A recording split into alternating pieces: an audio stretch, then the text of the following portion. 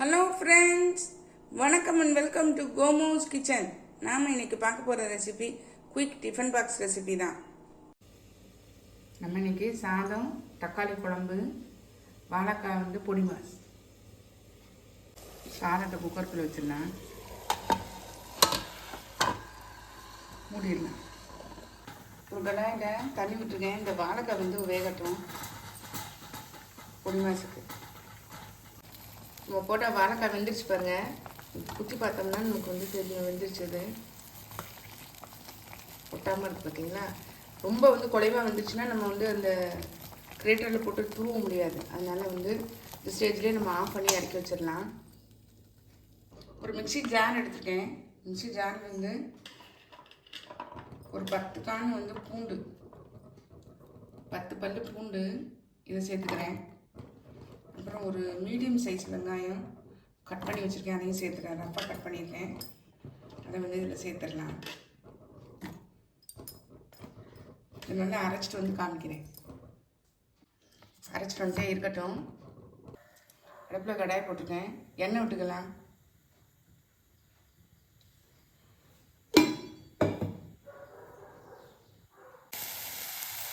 கொஞ்சம் இந்த வெங்காயமும் பூண்டு வதங்கிச்சு. நம்ம இந்த ஸ்டேஜில் தக்காளி சேர்த்துடலாம். ஒரு 4 தக்காளி, பழுத்த தக்காளி எடுத்துருக்கேன். 4 தக்காளியும் நம்ம சேர்த்துடலாம்.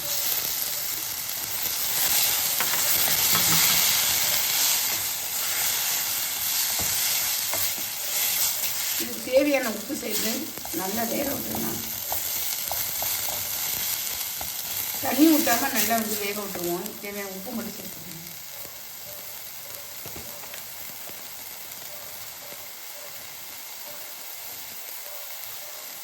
இது தேவையான குழம்பு தேவையானது சேர்த்துடணும். நல்லா வதங்கி தக்காளி நல்லா சாஃப்டாகி வரட்டும். நான் உங்களுக்கு காமிக்கிறேன். நல்லா வதங்கிச்சு பாருங்கள் தக்காளி.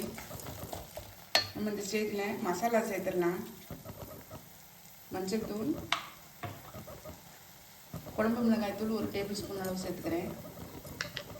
காரத்துக்கு கொஞ்சம் காரம் கம்மியாக இருக்கிறதுனால ஒரு 1/4 டீஸ்பூன் அளவு தனி மிளகாய் தூள் சேர்த்துக்கிறேன். நல்லா மிக்ஸ் பண்ணி விட்டுருலாம்.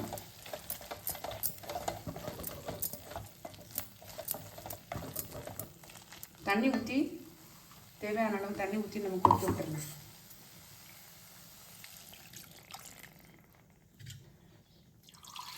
பூண்டு வெங்காயம் அரைச்ச மிக்சி ஜார் கழுவி வச்சுருந்தேன், அதை விட்டுக்கலாம்.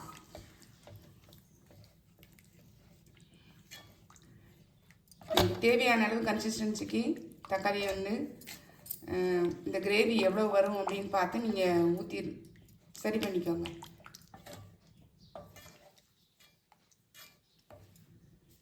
இன்னும் கொஞ்சம் கூட திக்காக இருக்குது, கொஞ்சம் தண்ணி விட்டுக்கிறேன்.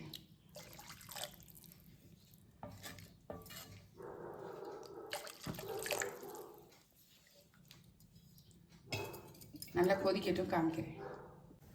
இந்த வாழைக்காவை நல்லா தோல் உரிச்சிக்கலாம்.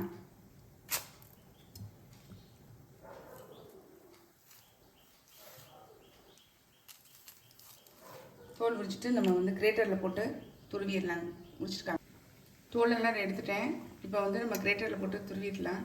இந்த பெருசாக இருக்குது பார்த்திங்களா, இதில் போட்டு துருவினோம்னா கரெக்டாக இருக்கும். தூவிட்டு காமிச்சிடலாம். நல்லா எல்லாத்தையும் துருவிட்டேன் பாருங்கள். இருக்கட்டும். குழம்பு நல்லா கொதிச்சு திக்காயிடுச்சு பாருங்கள்.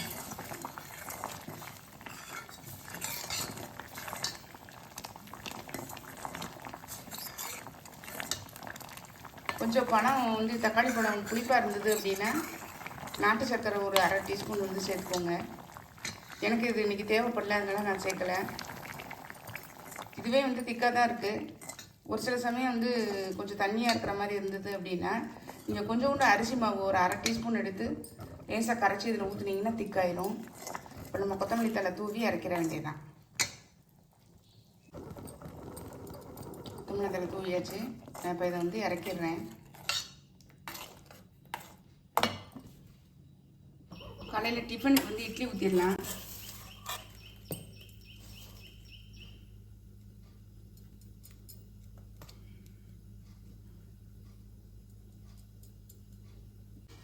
ஒரு மிக்ஸி ஜார் எடுத்திருக்கேன். அதில் தேங்காய் கொஞ்சம் ஒரு சில்லு தேங்காய் நறுக்கி போட்டிருக்கேன். 2 பல் பூண்டு, 2 பச்சை மிளகாய், இதில் வந்து கொஞ்சம் சீரகம் சேர்த்துக்கிறேன். இதை அரைச்சிட்டு வந்து காட்டுறேன். அடுப்பில் கடாயை போட்டிருக்கேன். எண்ணெய் விட்டுக்கிறேன்.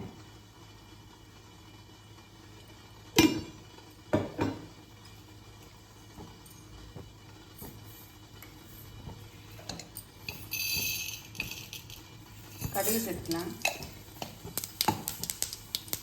கருவேப்பிலை, வெங்காயம் சேர்த்துக்கலாம்.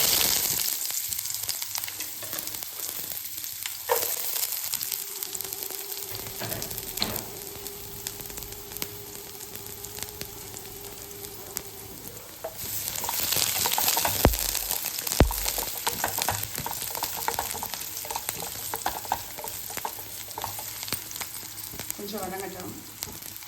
வெங்காயம் வதங்குற நேரத்தில் நம்ம இந்த அரைச்சி வச்சுக்கோம் பாருங்க, இது வந்து இதில் இந்த மசாலாவை இதில் சேர்த்துட்றேன்.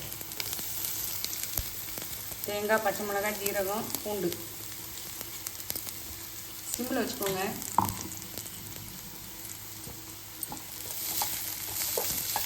நல்லா பச்சை வாசனை போகிற அளவுக்கு வந்து வதக்கி விட்டுருங்க.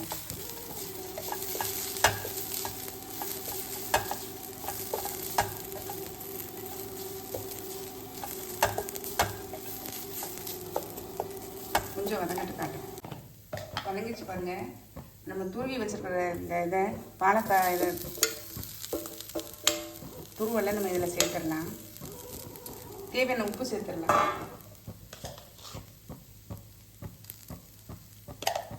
அப்படியே இதை வந்து ஜென்டிலாக கலரி விட்டுறணும். இல்லைன்னா வந்து குழஞ்சி போயிடும். வேக வைக்கும்போது அரை வேக்காட்டாக தான் வேக வைக்கணும். அப்போ தான் வந்து இது வந்து உதிரி உதிரியாக வரும். இல்லைன்னா வந்து களி மாதிரி ஆயிடும், பிசு பிசுன்னு ஒட்டி.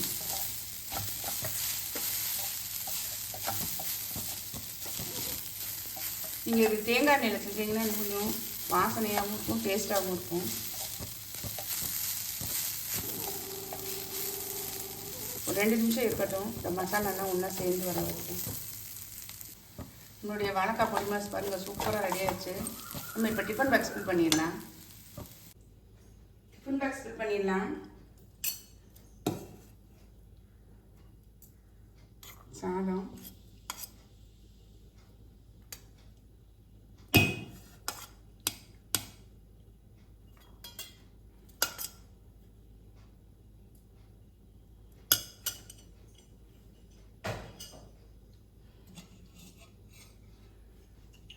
நம்மளுடைய தக்காளி குழம்பு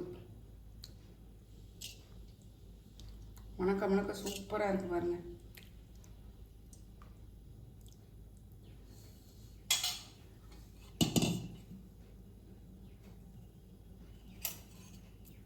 தயிர்,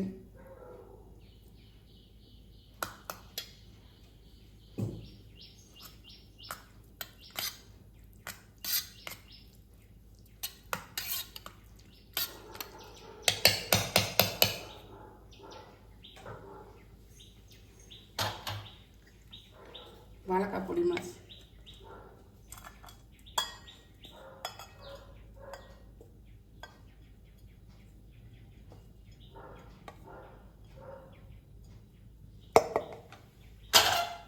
காலையிலக்கு இட்லி, அதே குருமா தக்காளி குழம்பு பாருங்கள். சூப்பராக ரெடி ஆகிடுச்சு நம்மளுடைய தக்காளி குழம்பு. மணக்க மணக்க சூப்பராக இருக்குது. நீங்கள் இன்றைக்கி டிஃபன் பாக்ஸில் வந்து நமக்கு சாதம், தக்காளி குழம்பு, வாழைக்காய் பொடி மாசு, தயிர் சாதம், காலையிலேக்கு பிரேக்ஃபாஸ்ட்டுக்கு இட்லி, தக்காளி குழம்பு. உங்களுக்கு இந்த ஐடியா பிடிச்சிருந்தா நீங்களும் ட்ரை பண்ணி பாருங்கள். ட்ரை பண்ணி பார்த்து கமெண்ட் சொல்லுங்கள், லைக் பண்ணுங்கள், ஷேர் பண்ணுங்கள், சப்ஸ்கிரைப் பண்ணுங்கள். பக்கத்தில் உள்ள பெல் ஐக்கானை கிளிக் பண்ணுங்கள். நாளைக்கு வேற ஒரு ரெசிபியில் உங்களை சந்திக்கிறேன். பை. தேங்க்யூ.